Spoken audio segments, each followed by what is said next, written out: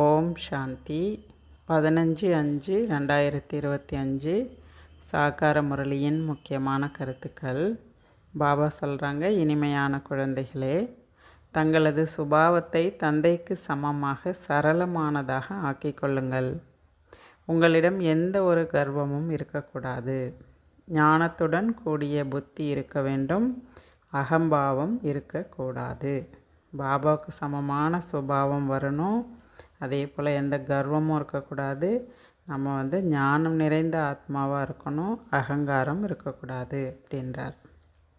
பாபா கேள்வி கேட்குறாரு, சேவை செய்து கொண்டிருக்கும் பொழுது கூட நிறைய குழந்தைகள் பேபியை விடவும் பேபியாக, அதாவது சிறு குழந்தைத்தனமாக இருக்கிறாங்களாம். அது எப்படி அப்படின்னு கேட்குறார்.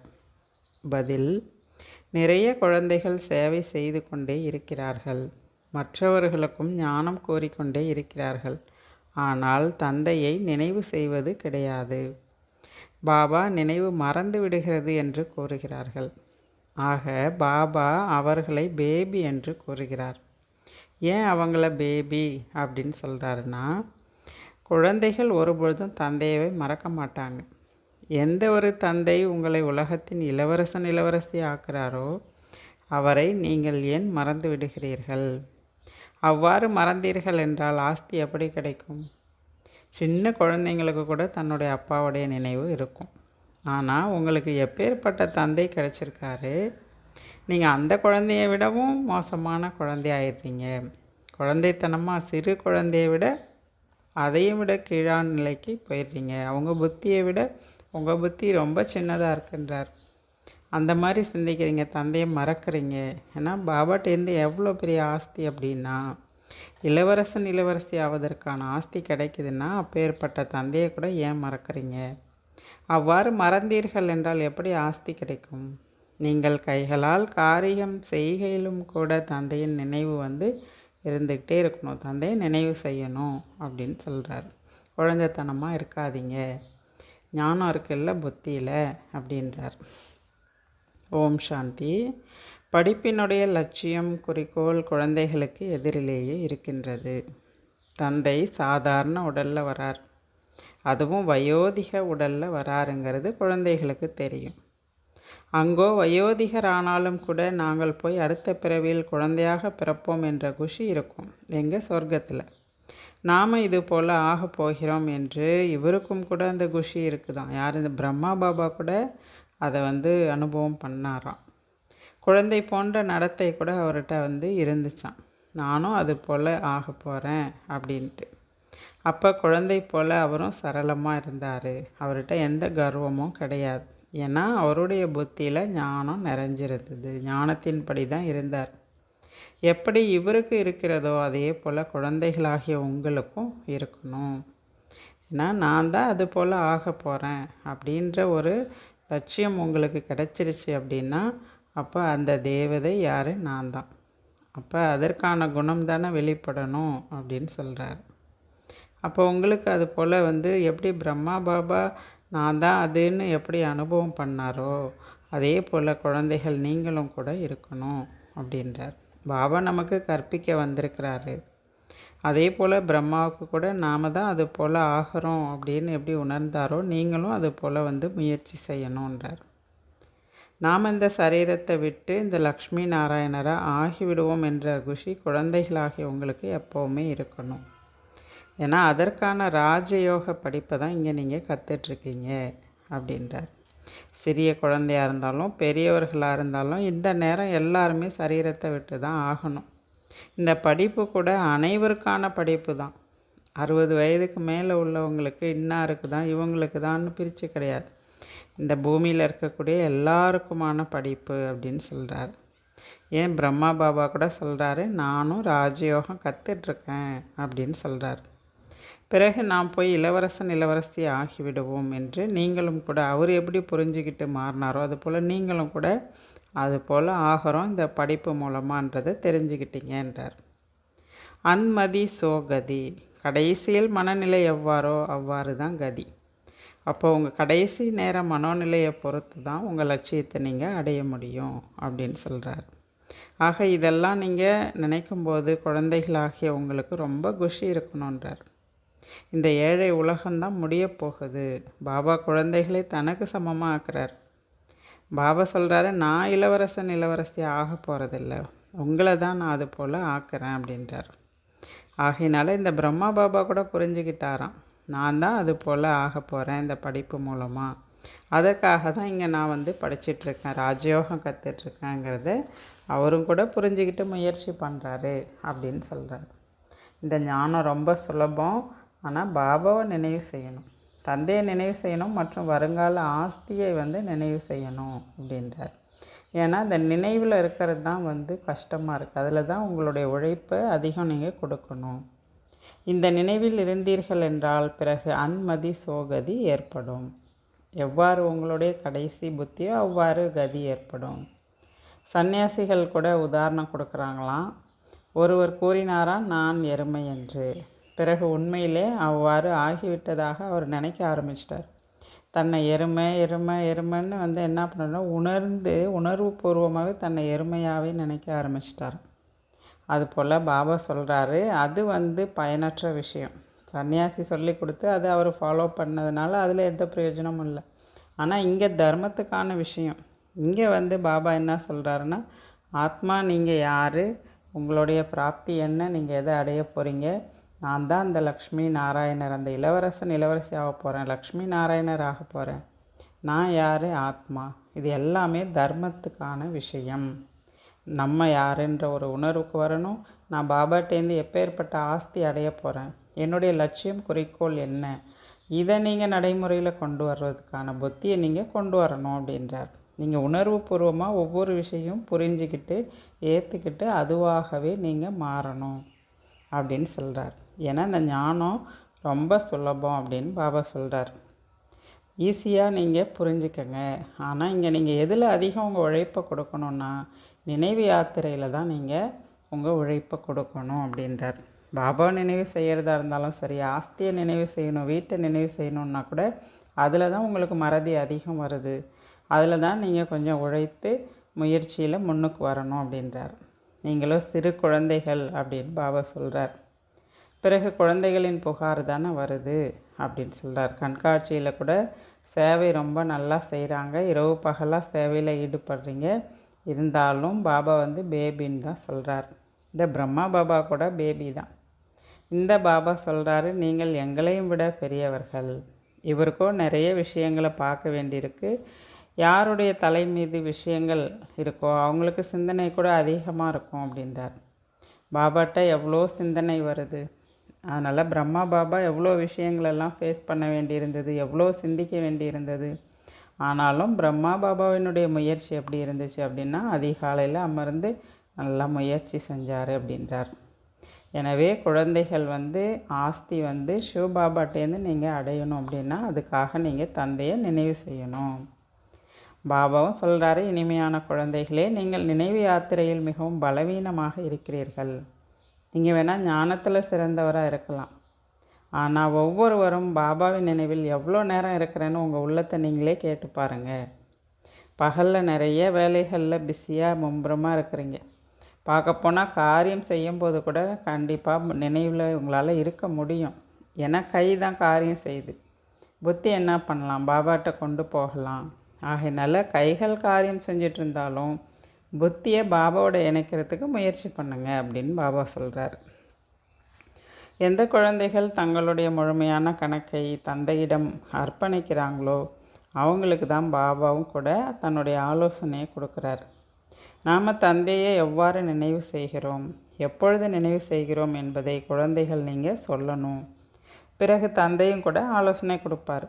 பாபா சொல்கிறார், அவங்களுடைய சூழ்நிலை, வேலை நேரம் இதெல்லாம் பொறுத்து எந்த டைம் உங்களுக்கு ஃப்ரீ கிடைக்குது, எப்போ நினைவு செய்ய முடியுது, எப்போ நினைவு செய்ய முடியல, எதெல்லாம் உங்களுக்கு இடையூறாக இருக்குது, இதெல்லாம் பாபாட்ட நீங்கள் ஆன்மீக உரையாடல் செய்யும்போது பாபா அதுக்கேற்றாற் போல் உங்களுக்கு பதில் கொடுப்பேன் அப்படின்றார். நீங்கள் தான் எப்போ என்னால் நினைவு செய்ய முடியுது, எப்போ என்னால் நினைவு செய்ய முடியல, எந்த விஷயங்கள் தடையாக இருக்குன்னு பாபாட்ட சொல்லணுன்றார். நீங்கள் சொன்னீங்கன்னா பாபா ஆலோசனை கொடுப்பேன் அப்படின்றார். இவருக்கு இந்த சேவை இருக்கிறது, இதற்கேற்ப அவருக்கு எவ்வளோ நேரம் இருக்க முடியுங்கிறத பாபாவும் புரிஞ்சுப்பார். இவங்க இந்த வேலையில் இருக்காங்களா, இவங்களுக்கு எந்த டைம் ஃப்ரீயாக கிடைக்கும்னா இந்த மாதிரி டைமில் தான் அவங்க பாபாவை நினைக்க முடியும் அப்படிங்கிறது பாபாவும் கூட புரிஞ்சுப்பார்.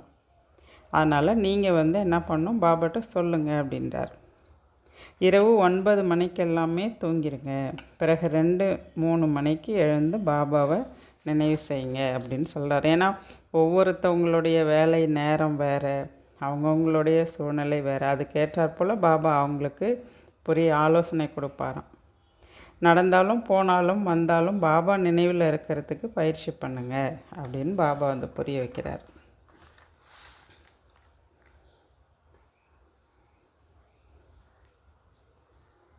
நினைவு நடந்தாலும் சென்றாலும் கூட உங்களால் செய்ய முடியும். இங்கோ மதுபனில் கூட குழந்தைகளுக்கு நிறைய நேரம் கிடைக்குதாம். முன்பெல்லாம் நீங்கள் தனிமையில் மலை மேலே போயெலாம் அமர்ந்து நீங்கள் தந்தையை நினைவு செஞ்சீங்க. தந்தையை அவசியம் நினைவு செய்ய வேண்டும். தந்தையை நினைவு செய்யலைன்னா விகர்மம் எப்படி விநாசமாகும்? தந்தையை நினைவு செய்ய முடியவில்லை அப்படின்னா பேபியை விட பேபியாக ஆயிடுறீங்க. எல்லாமே உங்கள் நினைவை பொறுத்து தான் இருக்குது அப்படின்றார். நான் மறந்து போகிறேன், எனக்கு நினைக்க முடியல, நினைவு செய்ய நேரம் இல்லை, இப்படிலாம் யார் சொல்கிறாங்களோ அவங்களாம் பேபியை விட பேபி அப்படின்றார். குழந்தையை விட சிறு குழந்தைத்தனம் உடையவர் அப்படின்னு பாபா சொல்கிறார். பாபா குழந்தைங்களுக்கு டைரக்ஷன் கொடுத்துக்கிட்டே தான் இருக்குது. நாம் தான் தமோ பிரதான நிலையிலிருந்து எப்படி சதோ பிரதானம் ஆகலாம் அப்படின்னு நீங்கள் தான் முயற்சி செய்யணும். வழிமுறைகளோ பாபா டெய்லியும் கொடுத்துட்டு தான் இருக்கார். ஆனால் முயற்சி செய்ய வேண்டியது குழந்தைகளினுடைய கடமை. தந்தையின் நினைவை தவிர வேறு எந்த ஒரு வழியும் இல்லை. பாபா எங்களுடைய இந்த தொழிலின் காரணமாக அல்லது இந்த காரியம் இருக்கும் காரணத்தினால நினைவு செய்ய முடியாமல் இருக்கிறேன் அப்படின்னு நீங்கள் பாபாட்ட சொல்லலாம். பாபா உடனே அப்படி கிடையாது, இப்படி செய்யுங்கன்னு உடனே ஆலோசனையும் கொடுப்பார். ஆனால் எல்லாமே உங்கள் நினைவை பொறுத்து தான் இருக்குது. நல்ல நல்ல குழந்தைகள் ஞானம் ரொம்ப சொல்கிறாங்க, யாரை வேணாலும் குஷிப்படுத்திடுறாங்க. ஆனால் அவங்கள்ட்டையும் யோக பலம் இல்லை, யோகா குறைவாக இருக்குது அப்படின்னு சொல்கிறார். ஆகையினால தந்தையை நினைவு செய்யுங்க அப்படின்றார். நீங்கள் விமானத்தில் போனாலும் சரி, ரயிலில் போனாலும் சரி, பாபா உங்கள் புத்தியின் தொடர்பை பாபாட்ட ஈடுபடுத்துங்க அப்படின்றார். ஏன்னா நமக்கு எப்பேற்பட்ட ஆஸ்தி கொடுக்க போகிறார், நம்ம பாபா மூலமாக நமக்கு என்ன கிடைக்க போகுது, இதெல்லாம் நினச்சாலே உங்களுக்கு குஷி வரும்ன்றார். பாபா நமக்கு வருங்கால இளவரசன் இளவரசி ஆவதற்கான ஆஸ்தி கொடுக்குறார். அதெல்லாம் நினச்சாலே உள்ளுக்குள்ளே உங்களுக்கு அந்த குஷி இருக்கணும். அதிகாலையில் எழுந்து இது போல் தந்தையின் நினைவில் அமர்ந்துருங்க அப்படின்றார். நினைவில் எப்போவுமே இருங்க. நடந்தாலும் சென்றாலும் நினைவு செய்ய முடியவில்லை என்றால் பின் பாபா கூறுவார், நல்லது, உங்களுக்கு பகலில் தான் டைம் இல்லையா, இரவுலையாவது அமர்ந்து நினைவு செய்யுங்க அப்படின்றார்.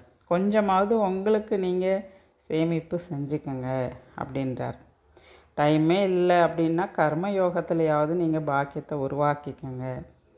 அதாவது வலுக்கட்டாயப்படுத்தி உட்கார்ந்து ஹடயோகம் பண்ணக்கூடிய விஷயம் கிடையாது. இது முழுக்க முழுக்க அன்பு மற்றும் புத்தி மூலமாக நினைவு செய்யக்கூடிய விஷயம்ன்றார். அதனால் பாபாவை நினைவு செய்யுங்க, கொஞ்சம் படிப்பு மேலேயும் அட்டென்ஷன் கொடுங்க அப்படின்றார்.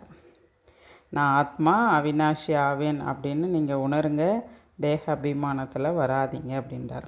தேக அகங்காரம் கூட ரொம்ப பெருசு. இப்பொழுது தேகத்தை நீங்கள் மறக்கணும், ஆத்ம உணர்வு உடையவராக ஆகணும். இதில் தான் உழைப்பு இருக்குது அப்படின்னு சொல்கிறார் பாபா. இப்போ குழந்தைகள் ஆகிய நீங்கள் உண்மையிலும் உண்மையான நரனிலிருந்து நாராயணர் ஆவதற்கான அமர கதையை கேட்பதற்காக பாபாட்ட வந்திருக்கீங்க. இந்த மரண உலகம் இப்போ முடிய போகுது. நாம் இப்போ அமர உலகம் செல்லணும்.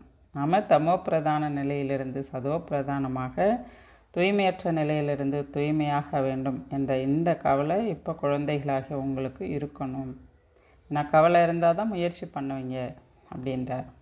ஆகையினால முயற்சி செய்யணுன்னா கூட நீங்கள் என்ன பண்ணணும், அதுக்கு பாபா யுக்தி சொல்கிறாரு, சார்ட் வைங்க. டெய்லியும் உங்களை நீங்களே செக் பண்ணுங்கள். உங்களுடைய புருஷார்த்தம் முன்னேற்றத்தில் போகுதா பின்னடைவில் போகுதான்றதெல்லாம் செக் பண்ணுங்கன்றார். ஏன்னா உங்கள்கிட்ட இப்போ ஞானம் இருக்குது, எல்லாவற்றினுடைய புரிதல் வந்துருச்சு. ஆனால் முழு உலகம் எப்படி இருக்குது, கோரமான காரிருளில் இருக்குது. உங்களுக்கு தெளிவு கிடச்சிருச்சு. நீங்களாம் யார், திரிநேத்ரி திரிகாலதர்சி ஆயிட்டீங்க அப்படின்றார். நிறைய மனிதர்கள் எங்களுக்கும் ஞானம் தெரியும்னு சொல்கிறாங்களாம். இது எல்லாமே எங்களுக்கும் தெரியும் அப்படின்றாங்க. அப்படி அந்த மாதிரி ஞானம் இருந்தால் அவங்க என்ன நரனிலிருந்து நாராயணராவதற்கான முயற்சியாக செய்கிறாங்க? அதெல்லாம் ஒன்றுமே கிடையாதுன்றார். அவங்களுடைய இது சொல்லப்போனால் ஞானமே கிடையாது. ஞானம் உண்மையாகவே பரமாத்மா சொல்லக்கூடியது மட்டும்தான். அவங்க அறியாமையில் சொல்கிறாங்க அப்படின்றார். தந்தைக்கு குழந்தைகளுக்கு புரிய வைக்கிறாரு. குழந்தைகளே, அதிகாலை நேரம் ரொம்ப ரொம்ப நல்ல நேரம் அது அப்படின்றார். வாயுமண்டலம் நல்லாயிருக்கும், மிகவும் ஆனந்தம் மற்றும் அமைதி ஏற்படக்கூடிய நேரம் அது அப்படின்றார். எல்லாவற்றையும் விட மோசமான வாயுமண்டலம் எப்போன்னா இரவு 10 மணிலேருந்து 12 மணி வரைக்கும். அதனால் சீக்கிரமாக தூங்கிடுங்க. பிறகு 2-3 மணிக்கெலாம் ஏந்திரிங்க. ஏந்தி ஓய்வாக அமர்ந்து பாபாட்ட ஆன்மீக உரையாடல் செய்யுங்க. பிறகு உலகத்தின் சரித்திர பூகோளத்தை நினைவு செய்யுங்க அப்படின்றார். மனிதர்கள்னால் என்ன வேணாலும் சொல்லிகிட்டு இருக்கட்டும், ஆனால் உங்களுடைய குஷி எக்காரணத்தை முன்னிட்டும் குறையக்கூடாது. தந்தையை நினைவு செய்யலை அப்படின்னா எப்படி நரனிலிருந்து நாராயணர் ஆவீங்க? நாம் உயர்ந்தவர் ஆகணும்னா அந்தளவுக்கு முயற்சி செய்யணும் அப்படின்றார். முயற்சி புருஷார்த்தம் உங்கள் கையில் தான் இருக்குது அப்படின்றார். இப்பொழுது நாம் இந்த பழைய சரீரத்தை விட்டுட்டு வீடு திரும்பி செல்ல வேண்டும் என்பது குழந்தைகளாகிய உங்கள் புத்தியில் இருக்கணும். இதுவும் நினைவு இருந்துச்சு அப்படின்னா புருஷார்த்தம் தீவிரமாயிடும். அனைவருக்கும் முக்தி, ஜீவன் முக்தி அளிக்கும் வள்ளல் ஒரே ஒரு பாபா என்பது குழந்தைகளாகிய உங்கள் புத்தியில் எப்போவுமே இருக்கணும். அதை மறக்கவே கூடாது. இந்த இருமல் ஆகியவை வருவது கூட கர்ம வினை தான் அப்படின்றார். வினை பயன்தான். இது பழைய செருப்பு. யார்? பிரம்மாவுடைய சரீரத்தை சொல்கிறாரு. இப்போ அதுக்கு ஏதாவது வியாதி என்பது இருக்க தானே செய்யும் அப்படின்றார். இந்த பிறவியில் புது சரீரம் என்பது கிடைக்க போவது கிடையாது. நானும் புனர்ஜென்மம் எடுப்பதும் கிடையாது, கர்ப்பத்தில் வருவதும் கிடையாது. அப்போ நான் வயோதிக சரீரத்தில் தானே வர வேண்டியிருக்கு. சாதாரண உடலில் அதுவும் அவருடைய வானப்பிரஸ்த நிலையில் இருக்கும்போது தானே வரேன் அப்படின்றார். இப்பொழுது சப்தத்திற்கு அப்பாற்பட்ட சாந்தி தாமம் செல்ல வேண்டும். எப்படி இரவிலிருந்து பகலிலிருந்து அவசியம் ஆகிறதோ, இரவு ஆகிறதோ, அதே போல் இந்த பழைய உலகம் கூட இப்போ மாறப்போகுது அப்படின்றார். அதுவும் அழியப்போகுது. இந்த சங்கம யுகம் அவசியம் முடிந்து சத்தியுகம் என்பது வரப்போகுது. குழந்தைகளே, இப்போ நீங்கள் செய்ய வேண்டிய முக்கியமான முயற்சி என்னன்னா, நினைவு யாத்திரை மேலே ரொம்ப ரொம்ப கவனம் கொடுங்க. ஏன்னா இப்போ யாருமே அதிகம் நினைவு செய்யறதில்ல. உங்களுடைய நினைவு யாத்திரை ரொம்ப குறைவாக இருக்குது. அதனால தான் பாபா பேபின்னு சொல்கிறார். மறந்து போகிறீங்கன்றதுனால தான் பேபி அப்படின்னு சொல்கிறான்றார். அதனால் நினைவு யாத்திரை மேலே ரொம்ப கவனம் கொடுங்க. நல்ல முறையில் நினைவு செய்யுங்க. அநேகருக்கு வழி சொல்லுங்கள். இன்னும் போக போக விருத்தி அடைஞ்சிட்டே போவீங்க அப்படின்றார். தர்மத்தின் விருத்தி ஆகி தான் தீரணும். முக்கியமானதே நினைவு தான். ஞானம் ரொம்ப சுலபம். முரளி படிங்க, மற்றவங்களுக்கு சொல்லுங்கள். ஆனால் நினைவு யாத்திரையில் இருங்க. நினைவு செய்ய செய்ய ஆத்மா தூய்மையாயிடும். ஏன்னா யோகத்தின் மூலமாக உங்களுக்கு ஹெல்த்தும் வெல்த்தும் கிடைக்கும் அப்படின்றார். ஆரோக்கியமும் செல்வமும் கிடைக்கும் அப்படின்றார். நல்லது. தாரணைக்கான முக்கிய சாரம். முதல் பாயிண்ட், எய்ம் ஆப்ஜெக்ட், அதாவது லட்சியம் குறிக்கோளை முன்னால் வைத்து குஷியாக இருக்க வேண்டும். ஒருபோதும் மனம் உடைந்தவர் ஆகிவிடக்கூடாது. எல்லோரும் ராஜா ஆகிவிடுவார்களா என்ன என்ற இந்த எண்ணம் கூட உங்களுக்கு ஒருபொழுதும் வரக்கூடாது. புருஷார்த்தம் செய்து உயர்ந்த பதவியை அடைய வேண்டும். செகண்ட் பாயிண்ட், மிகவும் அன்பிற்குரிய தந்தையை மிகவும் அன்போடு நினைவு செய்ய வேண்டும். இதில் பேபி ஆகக்கூடாது.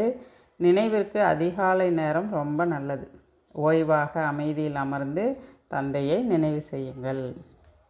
பாபா வரதானம் சொல்கிறாரு, யஞ்ஞ சேவையின் மூலமாக அனைத்து பிராப்திகளையும், அதாவது பலன்களையும் பிரசாதமாக பெறக்கூடிய ஆல்ரவுண்டர் சேவாதாரி ஆகுங்கள். யஞ்ஞ சேவை மூலமாக எல்லா பிராப்தியும் பிரசாதமாக அடையக்கூடிய ஆல்ரவுண்டர் சேவாதாரி ஆகுங்கள். சங்கம யுகத்தில் ஆல்ரவுண்டர் சேவைக்கான வாய்ப்பு கிடைப்பது என்பது கூட ட்ராமாவில் ஒரு லிஃப்ட் கிடைப்பது போல். யார் அன்போடு ஆல்ரவுண்டர் ஆகி யஞத்தினுடைய சேவையை செய்கிறார்களோ அவர்களுக்கு அனைத்து பிராப்திகளும் பிரசாதமாக தானாகவே கிடைத்து விடுகிறது. அவர்கள் தடையற்றவர்களாக ஆகிவிடுகிறார்கள். ஒரு முறை சேவை செய்தால் பலாயிரம் மடங்குக்கான சேவைக்கான பலன் கிடைத்து விடுகிறது. ஸ்தூல மற்றும் சூட்சமத்தில் சதா மற்றவர்களுக்கு விருந்து அளித்து கொண்டே இருங்கள். யாரையேனும் திருப்திப்படுத்துகிறீர்கள் என்பது மிகப்பெரிய சேவையாகும். ஆக தன்னை விருந்தினராக கருதி வசிப்பது என்பது மிக பெரிய பாக்கியம் அப்படின்றார். பாபா ஸ்லோகன் சொல்கிறாரு, சுயமரியாதையில் நிலைத்திருங்கள், அப்போது அநேக விதமான அபிமானம் தானாகவே முடிவுக்கு வந்துவிடும். அவ்யக்த இஷாரா, ஆன்மீக ராயல்ட்டி மற்றும் தூய்மையினுடைய பர்சனாலிட்டியை தாரணை செய்யுங்கள். எப்படி உலகத்தில் ராயல் ஆத்மாக்கள் ஒருபோதும் சின்ன சின்ன விஷயங்களில், அல்பமான விஷயங்களில் தன்னுடைய புத்தி மற்றும் நேரத்தை கொடுக்க மாட்டாங்களோ, பார்த்தாலும் பார்க்காதவாறு, கேட்டாலும் கேட்காதவாறு இருப்பார்களோ, அப்படி ராயல் ஆத்மாக்களாகிய நீங்கள் ஒருபோதும் சின்ன சின்ன விஷயங்களில், தெய்வீகத்தன்மை அல்லாத விஷயங்களில் தன்னுடைய புத்தியையும் நேரத்தையும் கொடுக்க முடியாது. ஆன்மீக ராயல் ஆத்மாக்களின் வாயிலிருந்து ஒருபோதும் வீணான அல்லது சாதாரண வார்த்தை வரவே முடியாது. ஆக உங்களது நிலையை புரிஞ்சிக்கிட்டு அது போல் இருந்துக்குங்கன்றார். நீங்களாம் எப்பேற்பட்ட ஆத்மா அப்படின்னா ராயல் ஆத்மாக்கள். அப்போ சின்ன சின்ன சாதாரண விஷயங்கள்லாம் உங்கள் புத்தியும் நேரத்தையும் கொடுக்காதீங்க அப்படின்னு சொல்கிறார். நல்லது. ஓம் சாந்தி.